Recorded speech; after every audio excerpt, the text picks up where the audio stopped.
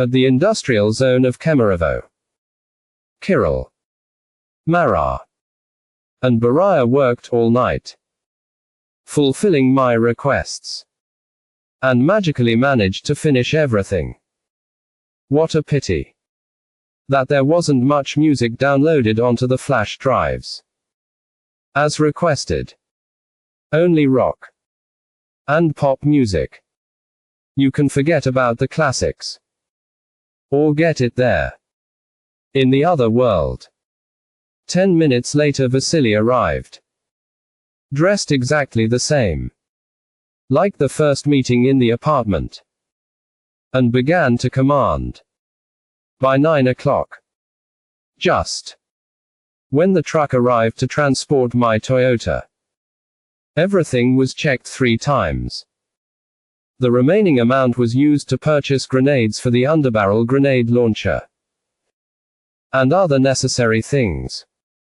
Loaded almost to the brim, the Toyota weighed 3.5 tons. There isn't much space left in it. And they didn't let him disappear. Almost 200 more liters of fuel were scattered throughout the car. And only after that I gave the go-ahead for loading. The Toyota drove into the trailer of a truck, and she set off on her journey. Are you nervous? Vasily asked, together with me, watching the truck leave. Not without it, I muttered. Very soon I will set off into the unknown. Anyone would get nervous. The main thing is not to forget anything. All the little things are important too, because they make life much easier. Looks like I took everything. There was a mountain of medications alone. Time flew by quickly before lunch. Exactly at 12 o'clock it's me, Masha, and Steri got into the old Audi A6 and set off on their journey. Vasily assigned us 2 escort vehicles, Suzuki Grand Vitara and Nissan Qashqai. There were 5 armed men in each of the escort vehicles, apparently, and they really are afraid of interception.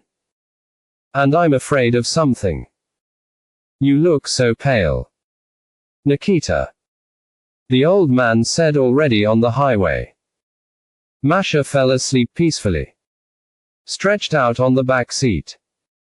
I didn't get enough sleep, I answered. So you and did not sleep? The old man quickly looked at me and smiled. My advice: fold out the seat and go to sleep.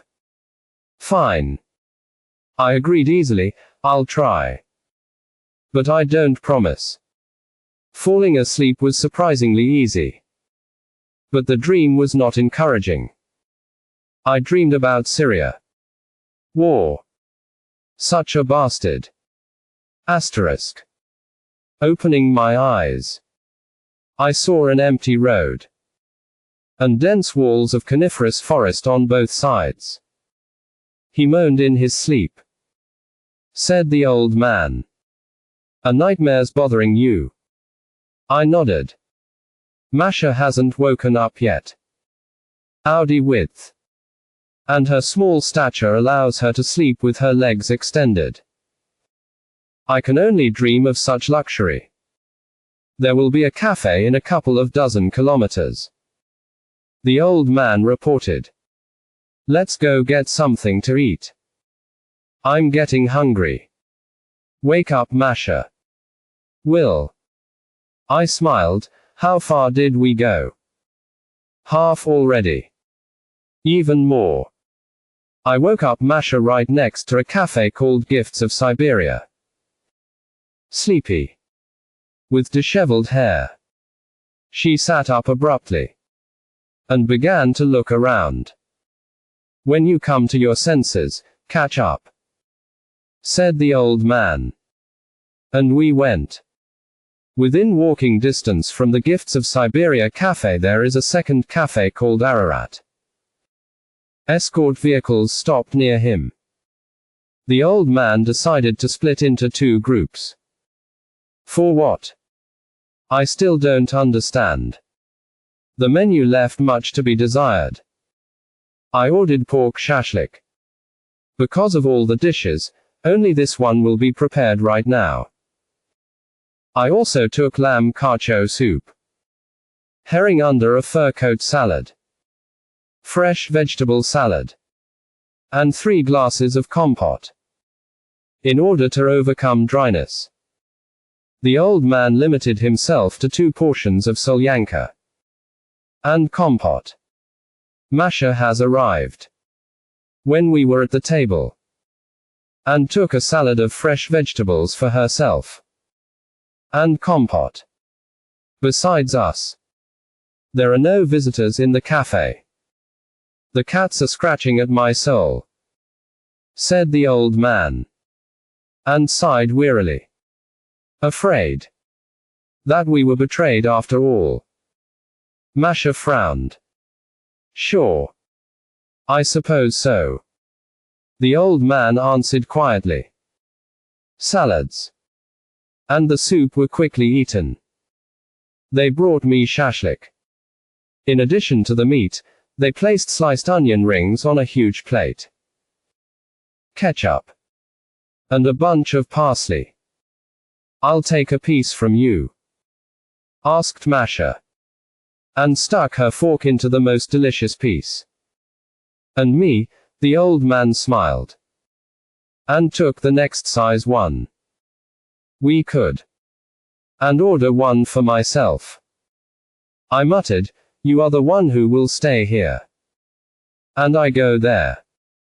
Gesture, to which I showed that very, there, came out unclear. You can't point to the sky. Into the ground too. On the sides even more so. Now I understand Mara. Trying to gesture towards the other world. They feed well there, answered the old man. There's a ton of meat running around. Don't be upset. Masha's phone vibrated. Looking at the screen, she began to breathe quickly. The old man took the smartphone from the girl's hands with an extremely quick movement. Looked at the screen, bared his teeth, and answered the call. Vasily called. Masha told me. You understand everything yourself. I understand. Vasily calls us only in one case. It's calling. If we were betrayed. Means. We have been betrayed. I understand you. The old man answered into the receiver, and disconnected the call. Looking at me and Masha. Reported.